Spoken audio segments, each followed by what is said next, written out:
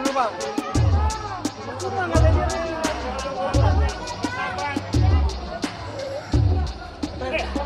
Jangan, Pak.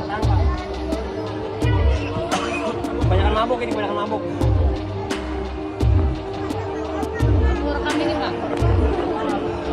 Sini, Pak, sebelah sini, Pak.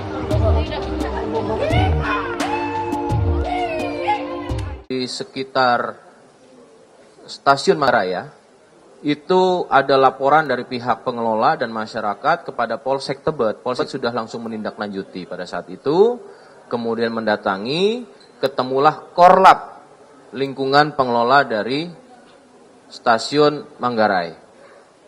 Namun yang bersangkutan sudah dilakukan peneguran dan bahkan dilakukan komunikasi oleh Korlap pengamanan di sana. Ini tidak dapat komunikasi dengan baik. Ini benar sudah mengamankan yang bersangkutan. Ya. Masih butuh pendalaman dengan inisial YA. Ya, itu rekan-rekan, tentu kembali lagi Polda Metro Jaya konsisten dan komitmen akan menjaga ketertiban dan keamanan baik di tempat-tempat manapun, termasuk lagi ini kan merupakan area kawasan publik. Ya.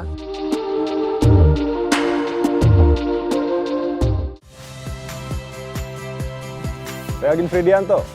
Saksikan terus program-program Kompas TV melalui siaran digital, pay TV, dan media streaming lain. Kompas TV, independen, terpercaya.